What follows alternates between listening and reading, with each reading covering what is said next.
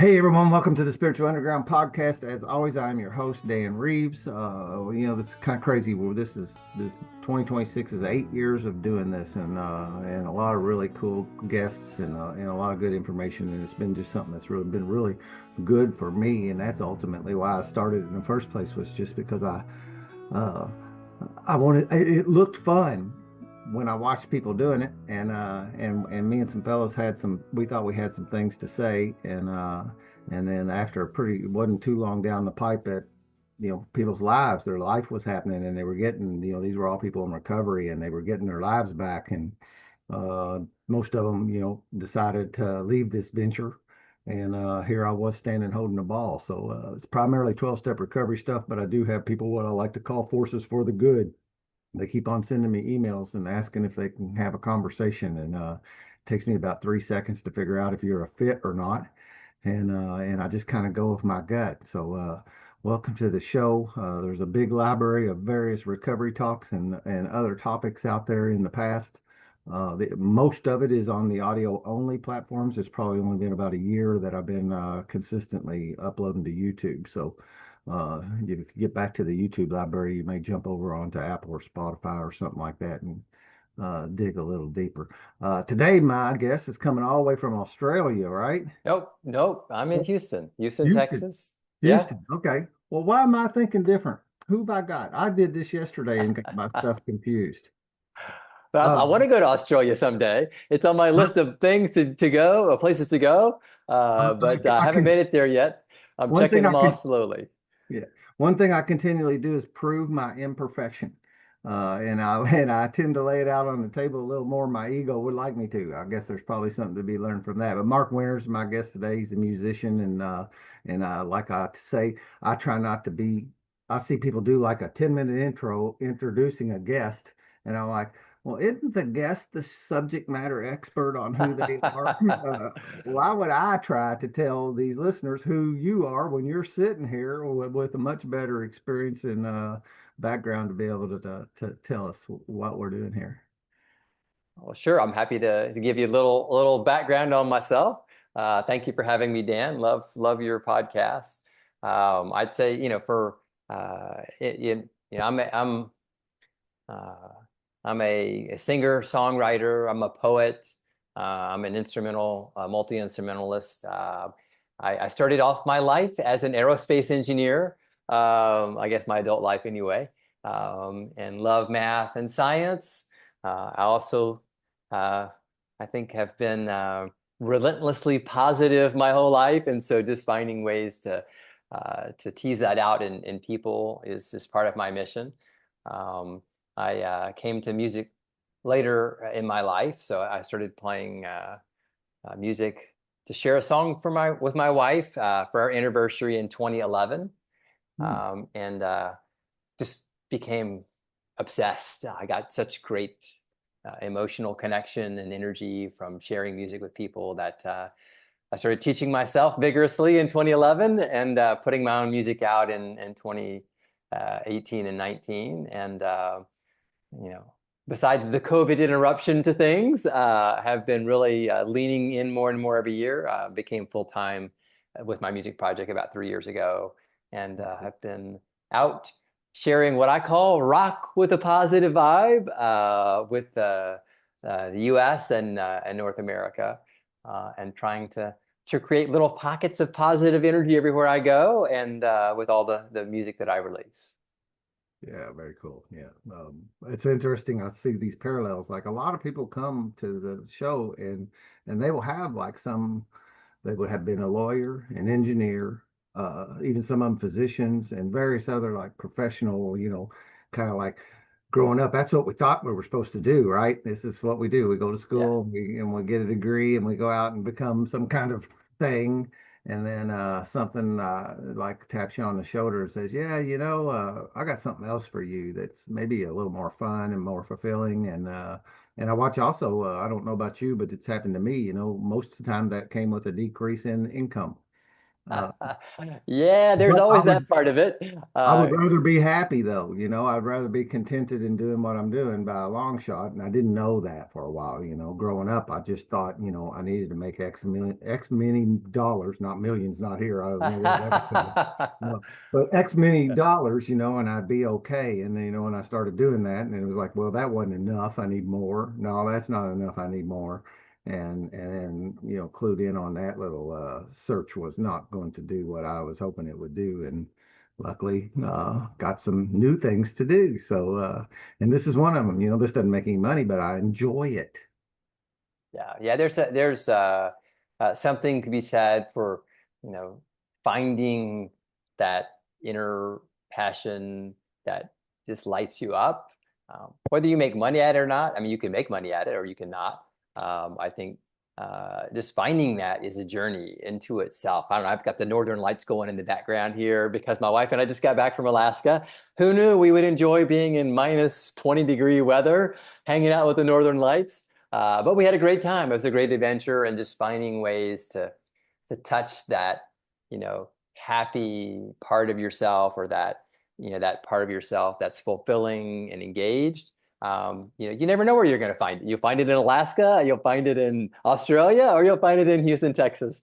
And I've enjoyed being, on that part of my life and my journey. I touched down in Houston on my way to Corpus Christi last and back last week for my real job. All right. Yeah. I hear you. I traveled back. So as an aerospace engineer, then as a life sciences person, I traveled, and I had a view of the world. I had a view of the United States. We had facilities in lots of different places, and when I would go, you meet your microcosm of the thing you do that you're doing there, and then you come back home. Uh, I, as I've toured as a musician, I started touring heavily last year. So I did a spring and a fall tour that were about 20,000 miles each. And so I visited, I think, every state in the lower 48, and also through Canada for my spring and my fall tour. And I found myself, as I'm pulling a little trailer, I'm driving, I go to a national park or state park, drop my trailer, go play my show, come back, and get up in the morning and have another, about a 5-hour drive. And I noticed that, you in the routine of being out and driving everywhere, you really get a chance to absorb more of the community, more of the places that you're visiting, more of just the natural beauty of the world around you. An unexpected kernel of amazingness that I found as I was out touring. And I was able to sink a little more into the communities than like the casual visit that I was doing before, where I would sort of fly in and fly out kind of thing. So I really enjoyed that part of being out on tour. Music people are awesome everywhere you meet them. So, as I'm out sharing my music and connecting with people, people who are coming out to my shows, I find just an amazing commonality of energy that you're able to find in every part of the North America. I haven't toured elsewhere, but in Canada and the US, north, south, east, west, I was able to find that common energy. My goal, if you came to a show, Dan, would be for you to come and open yourself up a little bit during the show and see the world in maybe a little more of a positive light, and through my music and my journeys and my stories. And then as you go back out into the world, then my signature merch would be think like a proton. Protons are inherently positive, electrons are negative, and neutrons are neutral. So I want to create little protons everywhere I go that can go back out in the world and bring some of that light to the communities that they live in every day. Yeah. Yep. That's what I was saying, like, carrying your lantern, spreading your light. And it does it in a positive way infects people that they can then go infect other people. One of my favorite Yes. AA guys says I try to carry a bucket of love and slop it over everybody I meet. And he Oh, said, I love that. the That's a cool thing beautiful about it analogy. is when I splash it on them, it splashes back on me. Yeah. And yeah, there's I don't know, there's nothing really that touches your heart more than like having that impact, where that positive impact on people. Some people get stuck in the other side of that, and it's a fight to get out of that negativity. Um, and music in general, this has been, because I've had a few guests doing it, and of course, I don't know a human being alive that hasn't been impacted in some way, right? Everybody's got their song that comes on, or their 10 dozen songs, or not just Uh-huh. one that like touches you, and it also, like, I've anchored points in my history on music I was listening to when I was doing that, and a particular song that was on when I had some particular thing happen in my life that I remember. It anchors me to that point in time. And when I hear the song come on the radio, or I play it on purpose or whatever, I don't know if anybody really listens to radio anymore. I don't. But that concept, and I certainly did, then it brings you back to that point in time, and lets you revisit those memories, that kind of have maybe gotten away from you for a minute. Yeah, I think it's interesting how, I don't know, moments in our life are tied to musical experiences, maybe even other senses, smells and things like that, that sort of bring things back. I know I always think of my grandma when I smell fresh baked bread, or, so you get those musical moments. And to me, it's been an amazing journey, Dan, because I yeah, growing up was a listener and a fan of music. I got lots of great energy from music, doing all the things that I would normally do: rollerblading, surfing, running, sitting and listening, whatever. I had music always enhanced or highlighted the experience I was having.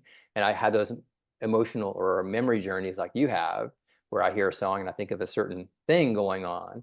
What's been interesting for me is, as I flipped the script and became an artist, um, now my music, I know why I write it, and when I have great, mental frameworks around, okay, this is what I was feeling at the time that I wrote this song, and I certainly have a good backstory for it. But now my music is becoming the emotional moment for other people who are listening to it, right? Which is bizarre. It's like, okay, hold, wait a minute. Okay. So if someone comes up and says, hey, I heard your song and I was thinking about, my grandma, or, I'm headed out, and I'm headed into a situation where maybe everyone is not happy. Um, I put on my song. I have a song called Signal. It's about being mindful of the energy you're putting out and taking in for people. Um, and they say, well, I put your song on to get me ready to be mindful and purposeful about going and sharing energy in the right way, or the purposeful way, with this community that I'm going to meet. And so I'm on the other side of it, like, okay, I think I'm doing the thing that I love, and it's resonating with people, and it's becoming a part of their musical tapestry in their life. And I'm so thankful that I'm able to be on that journey with everyone else. Yeah. Yeah. Have you always been, you said you were like always like happy and almost, so what'd you say, almost to a fault? Uh, that carried on, like one of the stereotypical people's worst fears is being up in front of people, public speaking kind of thing. I think kind of music probably in the beginning is a similar kind of thing. I mean, it takes a lot of gumption to get up and go, okay, I'm gonna draw all you people's attention on to me, and I'm gonna do this little thing, and I'm gonna hope you're gonna like it and be engaged. Did you have much trouble with that transition? Yeah, so two things. One, my songwriting friends would tell you I'm the relentlessly positive guy in the room. Usually, most everyone's sort of more, moody and depressed. And so I was just born that way. That's how I am. I find the best in people. I love to tease that out. I love to interact in a way that makes a situation better. And so just my whole life, that's sort of been organic or natural for me. Finding a way to incorporate that in my music was a little more difficult, because it's very easy to be preachy or saccharine or whatever. And so, my goal is to connect with people, meet them where they are or where I am, and help them, come in my direction. And so if my music is not professional, if it's not well, written, If it's not delivered well, if the lyrics are wrong or whatever, then it's just not going to do what I want to do, which is create these points of light. And so that was hard, finding a way, because I've been a poet my whole life, whatever. So as I write, it might come out too positive, because if you were talking to me, it would probably feel a little bit too positive. You're like, okay, tone it down, Mark. It's okay. So finding a way to, for that to hit right was difficult. And then, you mentioned like, sort of being up with it in a public context, talking, speaking, writing, or, performing, whatever. I would say, I'm not a bashful person. And so public speaking, I've never been afraid of it. I was in debate in high school. I just love talking. But I had to learn to be a musician, which is an odd thing. I didn't know how to play an instrument. I didn't know how to sing. I didn't know how to read. I didn't know how to write. I knew nothing. And so I had to start in 2011 from scratch and teach myself. And so, there's these 10,000 steps that we have to put in to feel proficient at a thing. And I hadn't put those in. And so you had to put them in somewhere, and you can't cut corners. And so, the first part of my journey was just getting the experience that all my peers had already had, right? Learning songs, playing cover songs, writing my own music, performing, getting enough performance. I didn't have a recital when I was a kid playing the piano or singing or whatever. All you have to do all those bad steps when you pivot. You have to just do them all. You have to just be terrible at them. And you have to just keep at it. And so that part was hard. Playing my first set of shows when I was learning was hard, just because you just don't want to forget. You forget to play the chord or sing, you forget the lyrics. So there's a whole lot of you in your own head just trying to make sure you learn to do the thing right. And then I think as I really started playing more shows and writing more and becoming more at home with my voice, my guitar playing, my piano playing, my compositional work, I was able to sort of, sift out the essence, the artistic authenticity of myself. And if I'm going to play a cover song in my show, what is it and why? It's not just a random cover that I like. It means something. As I'm taking you through a journey in a show, being more purposeful about, the journey, the story, how things fit together, and the experience I want to leave you with. And so I think it's been a lot about learning and trying to get myself to a situation where I feel like I'm effective. So it's not, there was never a big fear, and I haven't played maybe a giant festival or something like that. Probably I haven't played to more than maybe 200 or 300 people. That's the biggest crowd that I've played to. So, I haven't been out in a stadium before. I'm not sure if there would be some nerves in that. I don't know. I'm not really a nervous person. So long as I feel like I'm comfortable in my own craft, I'm fine, being out in front of more of the public eye. But it's been a great journey to learn. And the hardest part has just been, properly learning in my new profession, right? Yeah, yeah. Yeah, I have an engineering background. I don't have a degree, but I've spent all my life in engineering. And, I kind of like think of it as, I know I work with a team, but a lot of when I'm doing that, it's me, I'm more or less isolating on my focused project, and then to take that and turn it to where now I've got a big bunch of, or, this crowd of people in front of me that I'm now interacting with. And there's the word power gets some bad press lately, with what's going on here and there. But like the power that you do to feel that, and where I can relate to it is that I've had the opportunity to speak in front of recovery groups and stuff, and have a pretty decent coach on helping me be able to do that in a way that is powerful, that brings the message, that translates my experience, that hopefully somebody in the audience can relate to that and, make that little connection. And this, I know that happens with music also. One of the funny things I've noticed over the years, and it happened with me too, was like songs that I heard in the past. You said meet them where they're at, songs that I heard in the past sometimes would make me think of the partying lifestyle and doing the things that I was doing that ended up getting me in trouble. And then like to get sober and listen to some of these same songs, and they have an entirely different meaning to me. And it's the same song, and it's Hmm.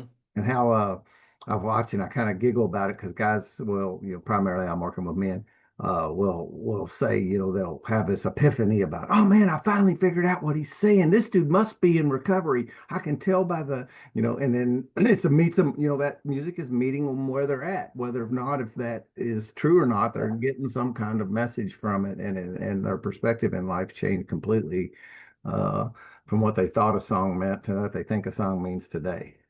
Yeah. And I think you're, I don't know, like there's a willingness to be honest. I don't know, you were talking about, you speaking uh, into these folks in recovery, the fact that you are willing to go there where you're feeling vulnerable and to share those feelings with people and connect with them because they really can they can feel that where they're coming from. And I mean, we all want that human connection where we we can touch each other and understand each other, right? Like, oh, you get me. Okay, you get me. Whether you're getting me because I'm singing a song, you're like, oh yeah, I'm there. I'm really feeling that with you, or you're talking about a story. Um, I the most vulnerable song that I have ever written. And usually I'm very positive, inspirational. Um, I was telling a friend of mine a story. My brother committed suicide, and um, it's it's one of those dark moments in anyone's life who's experienced that. Um, I was sort of the motivator and coach for my brother. Mm. I spent a lot of time trying to help him and point him in a positive direction and lifting him up and living with me. And just I spent a lot of time, but I, I I didn't do it right. Somehow I missed it. I wasn't there when I really needed to be. I couldn't find a way to connect with him and to teach him to love himself in a way that was, meaningful. Um, and so I was telling my friend this story, and he's like, man, he's like, I had the same situation happen in my life. Mm. He said, you should write a song about that. I'm like, oh my God, dude, that's so emotionally tender, even though it happened a number of years ago. He said, no, but people need to hear that, right? Because in that darkness and the way that you're dealing with it, they need to be on that journey with you because I think it's going to help them find, you know, some light in their life. And so I did it. It took a lot of courage, but I did it. I put the song out. It's called Let It Rain. And it's, I've gotten a lot of comments, from, people listening that, they've had shared experiences and it's cathartic for me. I think it's been, helpful, to other people who are going through that kind of a loss to try and find, well, they have the same questions that I was asking myself in the lyric, you know. And for me, you know, uh, it's not like there's a solution. The chorus to the song is, let it rain, wash away my pride, help me heal inside, let it rain, make me clean again, right? I mean, it's very heartfelt and uh, yeah. So I think being vulnerable and connecting, uh, you know, is what we all really look for in an emotional experience. And I think it makes you more able to be an influence for whatever positive or negative in the world that you're in. I think it makes you more able to be an influence. And I'm learning to be more emotional and more transparent in those areas, even though it's hard for me to do. Uh, I'm learning to do that more as well. Yeah, yeah. One of the funny things about us humans, and it seems, is that we're going life, and stuff happens, and we have these Yeah. dark moments. It rains, it storms. We have these periods in our lives, and the funny thing about it is that we'll stand in that storm and feel that we're by ourselves, and that's where I think that kind of comes into where those things you can make that connection that hey, okay, the kind of like the Me Too thing, yep, I've done that too. I've been through that also, that connection, why cancer support groups work, why Alcoholics Anonymous works, why grief support, these people Hmm. that are, you have that commonality, and there's some default mode in us that wants to trick us into thinking we're all alone in this. Yeah, yeah, I think you're right. And just finding that sense of connection, just the connection itself is lifts you up to be a part, uh, of a community. I think that's that's like the signature for me. That's what I'm searching for when I'm out creating a show in an area, right? Uh, I've got this song called "Come Shine with Me." It's sort of my anthem, right? The lyric goes, walk. I'm walking towards you. I got to wade through the noise and the traffic, right? Some days it's easy, and some days it's all static. When I can't find the right energy, looking for light when the sky's going heavy, trying to trust what I feel when you get me, when I don't feel your energy, and then I want to feel the current riding down the wire between you and me. Let's start turning up the glow, like every proton in the galaxy. I want to chase the signal through the dark until we're both breaking free. Come shine with me. Come shine with me. Um, a little maybe on the nose, but for me, that's what I feel like. I was like, I want to find you where you are, you know, uh, and help you find your light and help you shine it onto the people. I loved your analogy. Let's get our bucket of love and just go slop it on each other a little bit.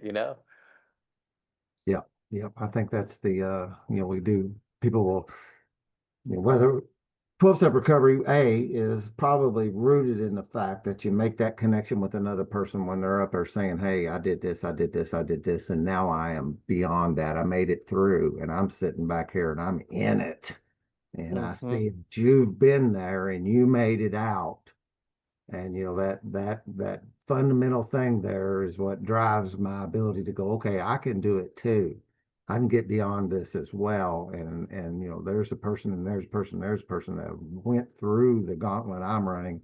And I think I'm not going to make it out, right? That's the other kind of thing where I'm all alone. Hmm. I always talk about like writing this book about the myths, these things, these goofy things, and I'm not going to do that, but I just talk about it about these myths that I'm all alone, that I'll never have any more fun, that I'll never be able to go to another music festival. I will never make it out of this. I'm different. I'm somehow got this cross to bear where I can't get out the other side. And when I see the evidence of other people who have done that and are doing it, and this guy went to see the Dead and Company last weekend and stayed sober, and this guy Right.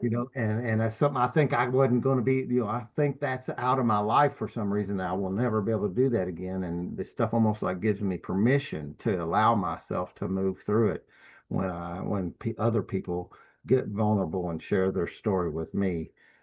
Seems to be real fundamental in that. And you were talking about the energy through people. It made me think about like at the end of a meeting, we circle up and our men's group puts our arms around one another and we say the Lord's Prayer, and a lot of people get all kind of goofy about that. I have totally let loose. It doesn't matter to me what we are chanting. Uh-huh. Well, what I see us doing, and I used to like bow my head in reverence, but nowadays I actually my deal now is to look around at the people in the circle. That's what I do while we're doing this, and feel that energy that's going through everybody's arms. That like we're all in this together. We're here. That's all we're doing basically is chanting, hey, we are one. We're together. What the I word love that, Dan. I was love meant, that energy, but that it's vibe. palpable. Yeah. You can feel Yeah. it. I mean, Yeah. you can, and especially like, I mean, it's not unusual to have some guy that maybe walked in for his first meeting tonight. And when that's going on, you'll look over, man, and that man might have a tear rolling down his Yeah. eye from the feeling that like the hope that he's received in this little 1 hour get together in a church basement, Yeah. and Yeah. those kind of things, man, that's powerful. Yeah, that's amazing, those shared human I get, and I don't know what it's like to be, a recovering addict and know what it's like to sort of come from that perspective. That's not my background. Um, but, you know, the human connection and the lift you can get uh, I found it in a really unexpected place when I sang my first harmony with somebody. Ah. I'm singing, and I'm used to singing lead vocals, so I'm doing my thing. And then I locked in a harmony, uh, and it was with my son the first time I did it. I locked Mm. in a harmony, and I stopped. I just wanted my breath for that note to continue forever. It was this connection I'd never felt before, and it's like we're doing the thing together, and you have this brief moment where you're connected, and it's like it's transcendent. You're like, oh my goodness, this is this is what it feels like, right? To really connect on another level with someone else. And I've always cherished those moments of shared intimacy and flow. When I'm writing with someone, I love that shared collaborative energy. It's phenomenal. And finding ways for us, I'll do a volunteer day when I'm out touring. I'll pick a charity, and anyone who wants will come out, shine a light on that charity, make the community a little better. In those moments, I'm like you, we'll circle up. I have a little poem that I might read. Just, hey, we're here to share energy together and make this a more positive experience. But it's, whether you're religious or not, you're spiritual or not, to me, doesn't preclude you from having those shared moments.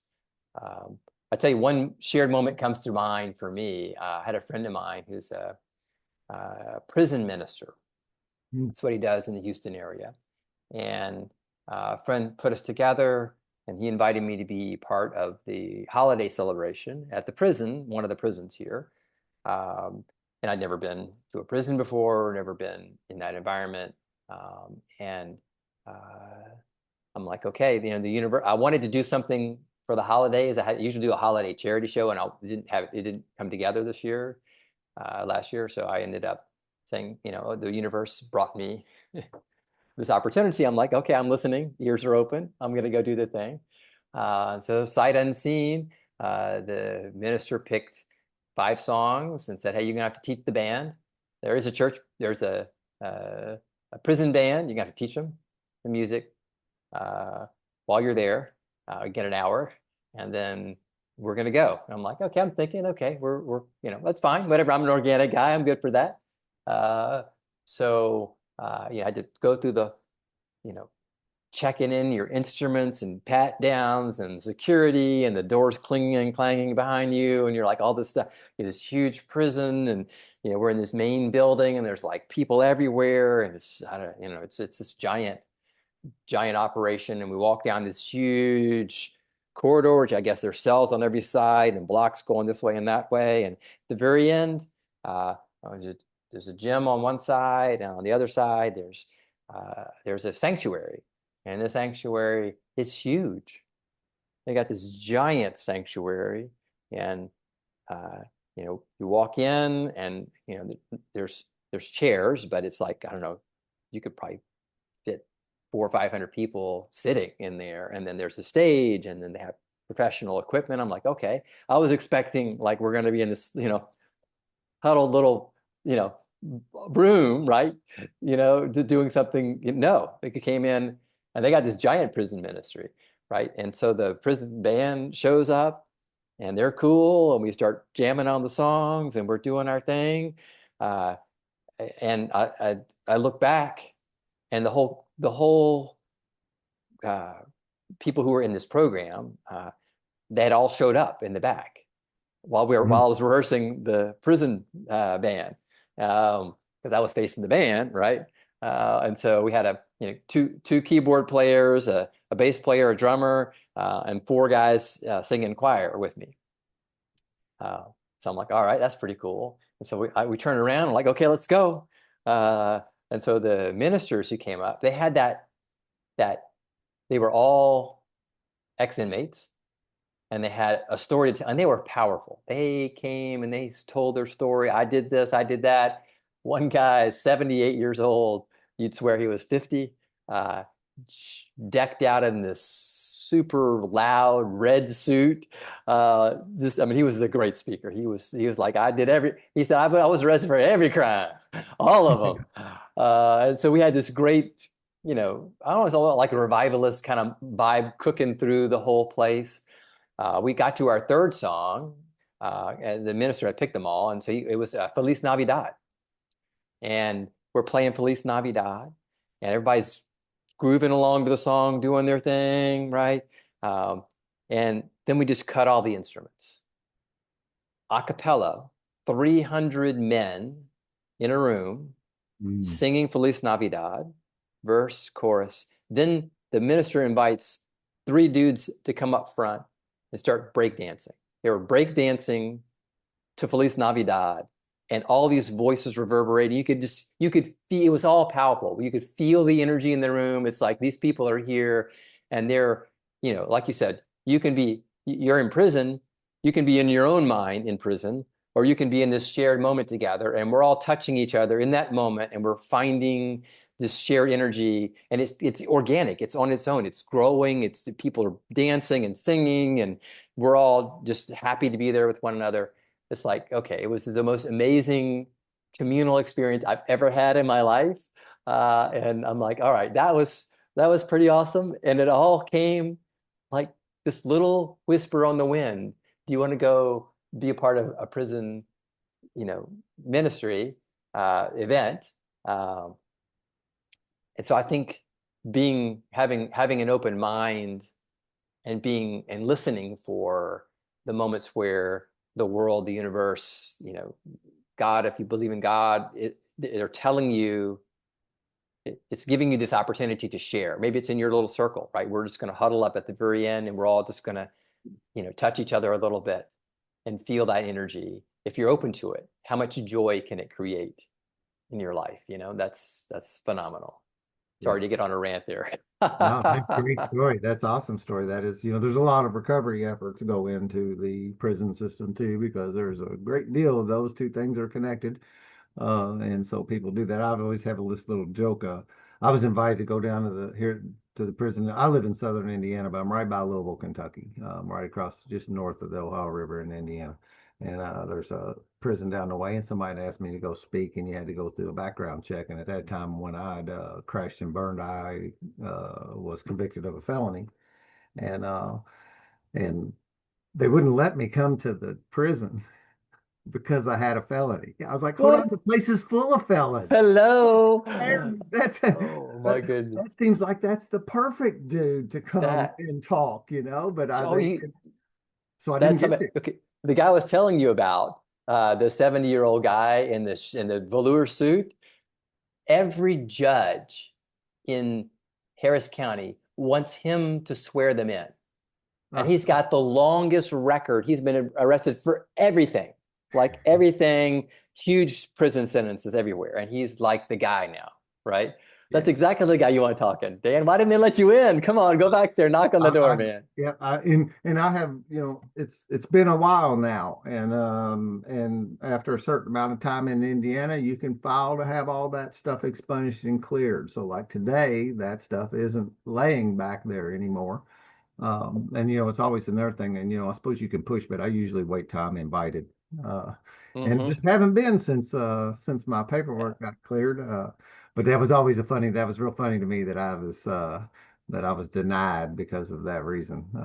Just interesting. Uh, it's what these, what seems to be like awful experiences in our lives tends to be the things that do carry the most power. These things where a guy went through what the man you're talking about went through and has come out the other end, and my story, and you're dealing with the loss of your brother, and these stories, as tragic as they are, they do tend to be the things that's really of more value. Alcoholics Anonymous Big Book says something about our, just paraphrase, the skeletons in our closets, and these worst things that we've experienced tend to sometimes be the actual best medicine that we actually carry around with us as we move through this, move through life, if we can share it with other people. Yeah. Yeah. I think that's a great perspective. And I don't think it even has to be like the worst, the most traumatic. Like I wrote a It doesn't have song. to be. Yeah. Yeah. Yeah. I had lunch, benign as that is, with two good friends in the same week. And I had lunch and we both enjoy talking with each other. We all three of us enjoy talking with each other. And see the world in a lot of very similar ways to between the three of us. But I had lunch with one of them, and of all the things we have in common, he's always angry. I'm Hmm. not. And so we have lunch and we're talking about stuff and we like agree on a topic. He's like, "Ah," he's like, ah, ah. I'm like, okay, dude, right? And when I finish having lunch with him, I enjoy catching up or whatever, but I got to go for a run or a rollerblade or go surf. I got to go do something to shed that negative energy, right? And then I have another friend in the same week. We have lunch, have a great conversation. He's so kind and thoughtful and lifts you up, and you're like, man, I could have lunch for 3 hours with this guy. Can I have lunch with you tomorrow again? Right? Because you're so amazing. And when I got back from that experience, like that Friday, I'm like, okay, this has been a roller coaster week for me, right? I had two people that I love and care about dearly, lunch with both of them, and had such a great contrast between the two of them, right? It's like, am I doing that? Am I putting out weird energy like that? And so people who are having lunch with me are having this, randomness. And so I actually wrote a song about the simplest thing, right? Which is just the signal we're taking in from each other and putting out that energy and how it affects each other, right? Like the opening verse, waves washing out from me, sending around all my energy, sometimes bright and shimmering, sometimes dark and stifling, right? It's crashing into the walls and floors, and it's seeping into your minds and more. Should I keep spewing random feelings? No, I should focus my mind on healing. Uh, and now I'm taking it all in and putting it out. I should clear up any lingering doubt. I need to dial in my signal, make it a dream, make it my positive scream. So just a simple interaction. If your mind is open, you can find these dichotomies or contrasts in your life and find a way to be mindful of how I guess the universe is affecting you and you're affecting it.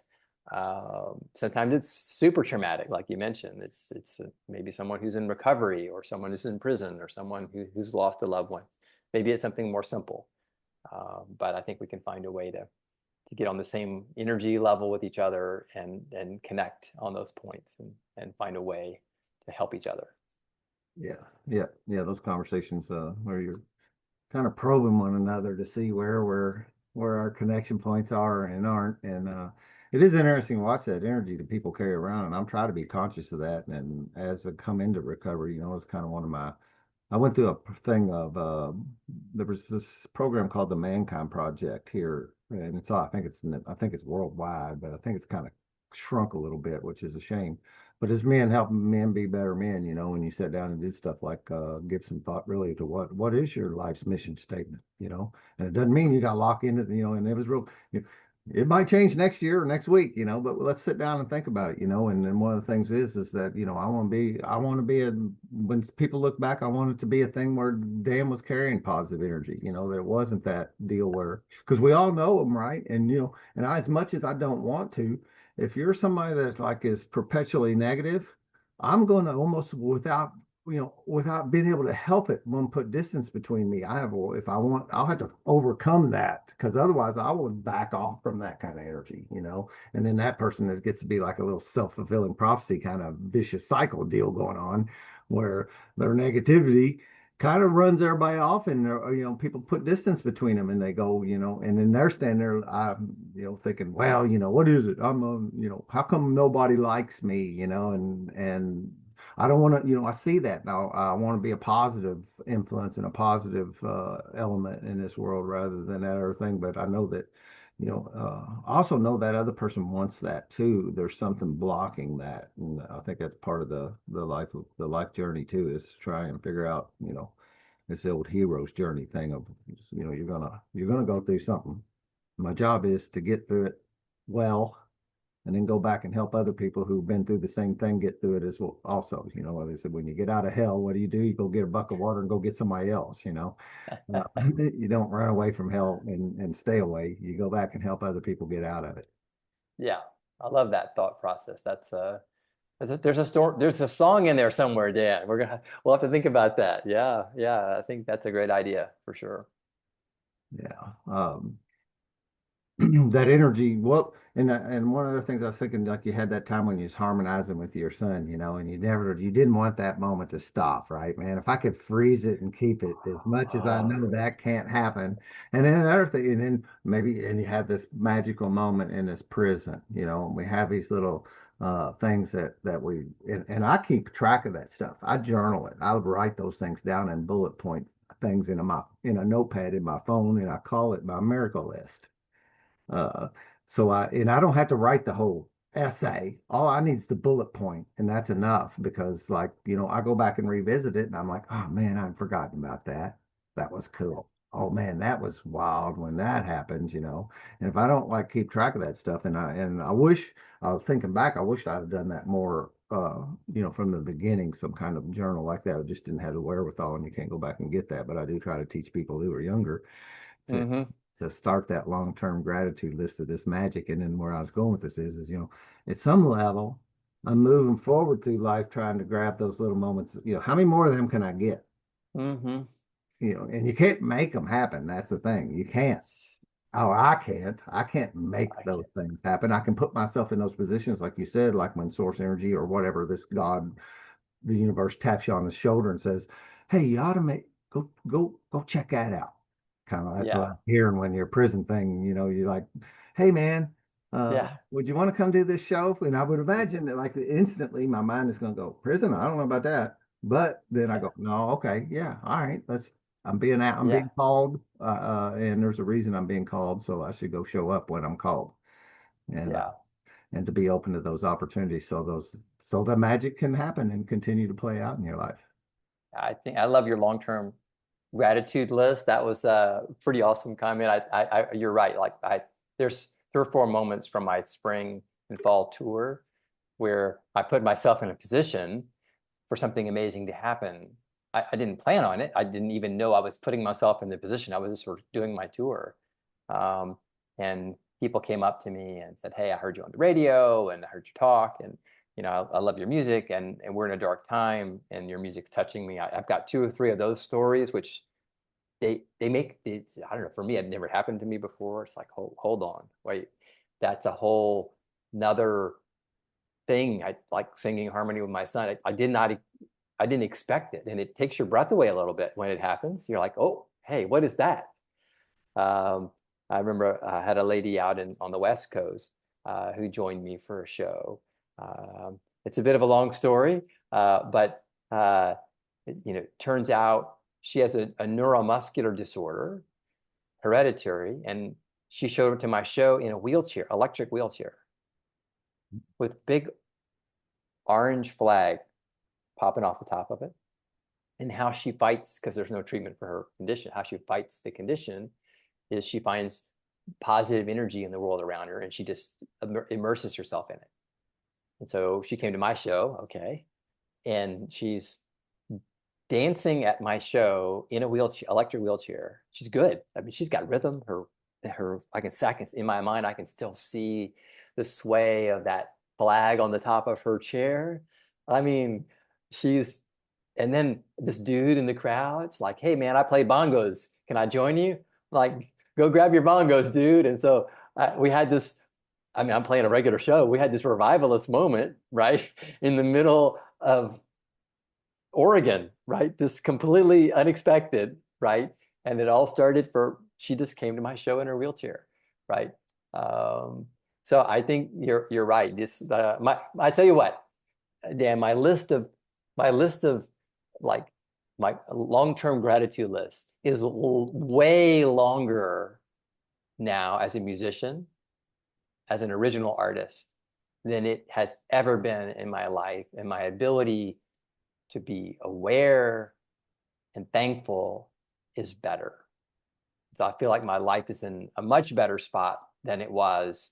Not that I hated being an engineer. I love math. I love science. I love physics. I love computational fluid dynamics. I love math and science and applied engineering and problem solving. But it's transcendent what I'm experiencing now. And I'm so very aware and thankful for it. And it's just the greatest blessing to have that awareness. I don't know if you have that whole self-awareness element is sort of so important that you're able to really appreciate it more, you know? Yeah, yeah. And that multi-dimensional kind of aspect too. I sometimes sit down and I go, wow, like look at all this life experience I have and what I'm doing with it, and I take it for granted at some level. I lost that. I started out as a draftsman, and they within 5 years they called me an engineer. It was an OTJ kind of old family owned big company here in Louisville, and it was one of the last places where you could actually do that. And they put engineer on your business card and compensated you as one as a result of your experience there rather than your degree or your schooling. And so that happened, and I worked there for 28 years, and they laid me off. And I saw it coming, which is it's such a, I don't want to get too long because I can make us, like I said, we're storytellers, right? That's what songs are, that's what poems are, that's what these things we share with one another. And the day before I was laid off, I had some kind of premonition, and I packed up all my personal belongings from my desk and put them in my backpack.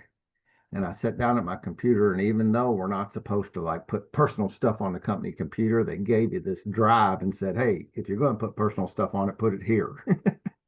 And so you had this, what we call, everybody called it the G drive. So I did have some stuff, and I pushed it up to the cloud on Thursday. And not knowing, I didn't tell anybody because I would thought you'd think I was crazy. Nobody knew this was coming down. Nobody. And then the very next day, we had one of these reductions in force, and they laid off some people, and I was one of them. And somehow, now they'd have let me take my coffee maker, my French press, my picture of my kids, they'd have let me take all that, but they wouldn't have let me get back in that computer, I promise.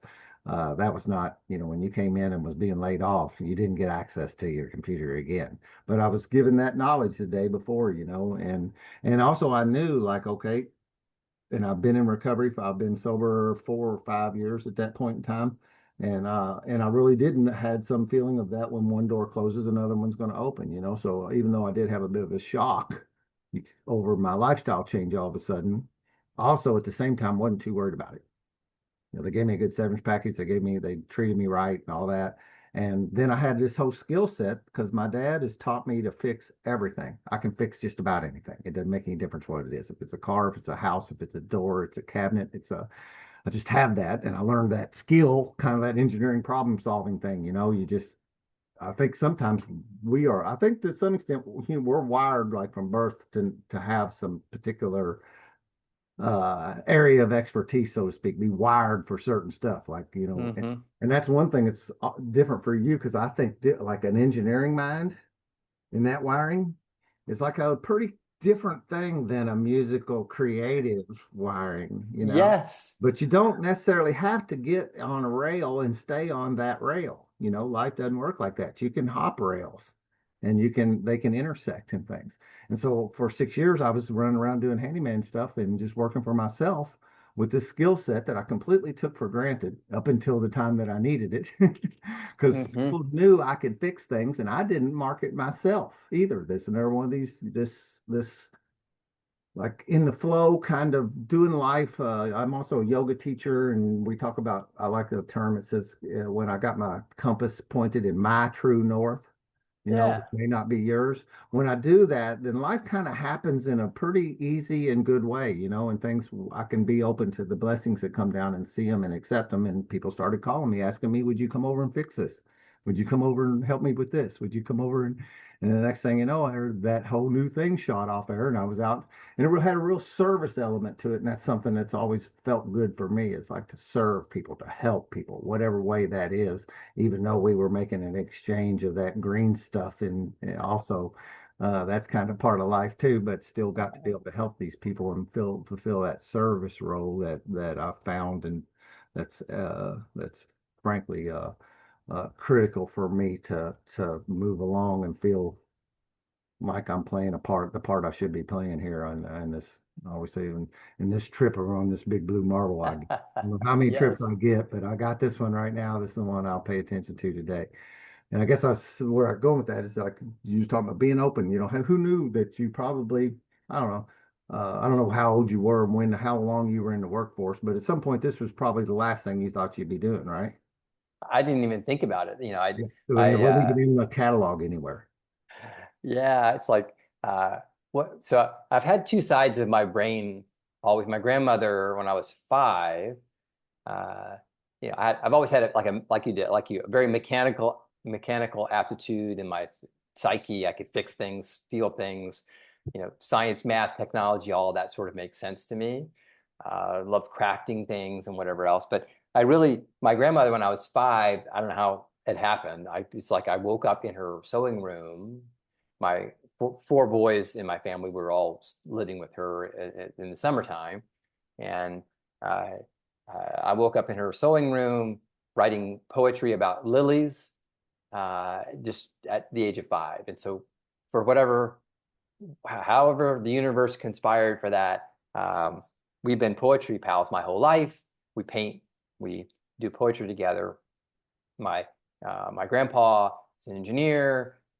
He and I would do math, science, pen and ink drawing, whatever. And so I've always had these two sides of my brain. As a matter of fact, I'm ambidextrous. So I do all the creative work left-handed, and I do all my precise work and engineering work right-handed. And so I've always had these two things, but never did I think, other than just the joy of writing poetry with my grandma, I mean, I write poetry to my friends or whatever, but it was not like, I didn't think about it as my calling, right?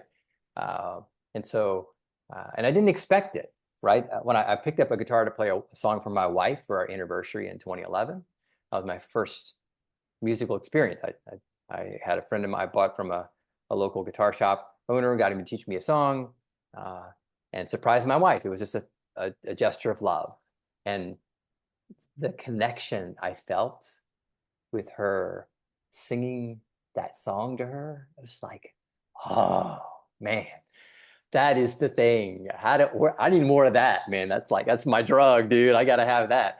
And so I found myself just obsessed with learning, to do that more. So it was never a thought in my adult mind that I would, or in my childhood mind for that matter, that I would be a singer-songwriter. Just wasn't. The universe tapped me on the shoulder, man. Said, hey, dude, let me give you this experience and then tell me what you're thinking. I'm like, okay, my ears are open, man. I'm listening. So yeah, it was never a thought, Dan, never a thought. Just kind of where I am now. Yeah, yeah. That company, and it's coming up on a year.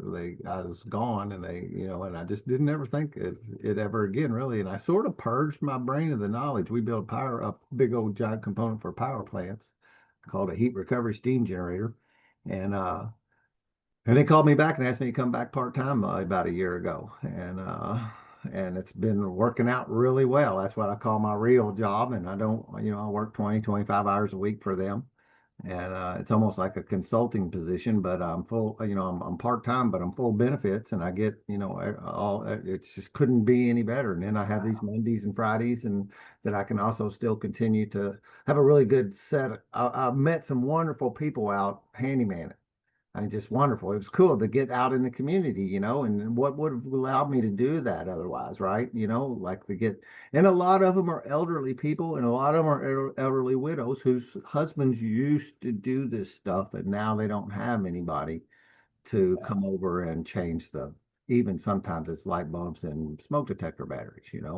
But they Wow. can't, and so I get to do that, and the relationships that have built over that, I still in my heart want to continue serving these, especially this core clientele. So this opportunity in life is allowing me to have it all. You're the epitome of the gig economy, Dan. You're like doing all the things you need to do, want to do, and you're balancing all that. That's like, isn't that the new lifestyle for where we are today in the world of tech and economy? It's just like I think that's like you're the poster child, man, doing all the things in your gig world to make it all work, you know? Yeah, yeah. I sit around, I'm on a weekly, I got a wood shop in my backyard that I've been doing custom woodwork that kind of fulfills that creative element that I feel, it's like there's these like canisters on, like how sugar, flour, Yeah, salt, these canisters yeah, in life, and service is one canister I need to be putting into, and the creative canister is another one. And then for me, I like, I get fulfillment by fixing things and having that dopamine hit because, I yeah. fix stuff that I don't know how to fix, and I'm like, did you do Uh, that? Because yeah. I didn't do Uh-huh. anything, man. It's working after Uh-huh. I touched it. Working through you, man, reaching in. And Yeah. get to have a full canister of life, to where I get to put put in and take out of both all those things in my life, and it's really is just it's a little dreamy. It's Yeah, that's yeah. that's yeah. I feel right. I feel that right now. I'm headed out of my spring tour in at the end of March, going west, and I'm feeling dreamy, man. I'm feeling dreamy, like just like you. I'm like, all right, do I really get to do this? It's pretty phenomenal. I'll be coming through your neck of the woods in the fall. Well, Maybe I cool. can say hi in person when I'm out playing shows in your area. I will definitely keep an eye out for that, no doubt. We're getting run out of time, and I would Yeah. like if you would like to play a song or something to close this thing out. Would you like to do that? Do you have I time? I didn't. I'd love to. I didn't bring my guitar in. Okay. I did. You had Yeah. mentioned it early on, Yeah. and I thought that was a hint. I could have. I should have done it. I just got caught up talking to you. I forgot to go get my guitar. I think you're right, though. Maybe that just means we need to talk again. Yeah, yeah, I would love to do that. Yeah, very cool, man. I just this is another one of these dreamy things. Is I, this I get not just me, you get to we make these connections through the music and through this particular thing, and I get to just continually to have people that have that love sloshing off of them, and I get to be a recipient of that, and that keeps me primed too, so that it can splash off me onto other people, and it's just really cool to get to meet. I'm blown away that I get to do what I'm doing today. Right back at you, Dan. Right back at you, man. Yeah, and meeting you is definitely is chalks it right up there, man. It's just so cool. Any final words? Anything you want to talk your any word where people can find? I mean, I would imagine music is pretty. We all know where to find music, right? It's in the places that we find it. It's a different Yeah. atmosphere today than it used to be. You said people heard you on the radio a little while ago, and I was like, do people really still listen to the radio? Because I Yeah, haven't in a not as long time. much. There's still a pretty loyal like independent radio following in cities that have big indie stations. Mm. Most of the you know uh, what I've learned. First of all, you can find my music at Mark Winter's Music online or in your favorite social platform or on Spotify or Apple Music, like you said, wherever people find music and stream, you can find my music. You can also find me out on tour, which is what I'd love to invite everyone. If you want a little extra dose of positivity in your life, come on out to a show. I call it the Good Vibes Highway Tour. You can find my tour schedule online. I have about 120 shows this year, most of the major markets around the U.S. and Canada. Love to have people out for that. I'd also love, for people when you're listening to my music, if it creates a little bit of a positive spark in your life for that day, share it with somebody else, right? That's the point. That's one of the reasons I make it. Is for people to be able to share that positive spark. So that would be my call to action for everyone. Find someone and create a little extra positivity in their day. After you hear you and I talk, Dan, love to do that. And yeah, I'm out doing my thing as an indie artist. So whatever, I'd love to connect with people and invite them onto my journey. And if you're really feeling it, join my newsletter. That'd be great. Yeah, super cool. Awesome. Well, enjoy the rest of your Monday. And I know this ends up on, I don't do much editing. I turn these things around And so it'll probably be just a few days, and you'll see some links in your email. I always tell this too, and ad nauseum. I remember getting invited onto a podcast, and I asked them, about when you think this is going to air, and they said, "Oh, it'll be a few months out." And I was a little taken aback by that. I was like, "Wow," and I thought, "No, I'm not doing that. Yeah. I'm going to do just in time delivery, so it won't be long, and this will get put out there." So it was great to meet you, and we will talk again. Be watching for my email, and I'll be watching your tour. Sweet, Dan. Well, thank you so much for having me. I really appreciate your energy today and the opportunity to talk to you and your community. And hopefully I'll see you out on the road on the Good Vibes Highway Tour. I'm going to try to make a point to do that. That'd be great, man. All right. Have a good one. Bye-bye.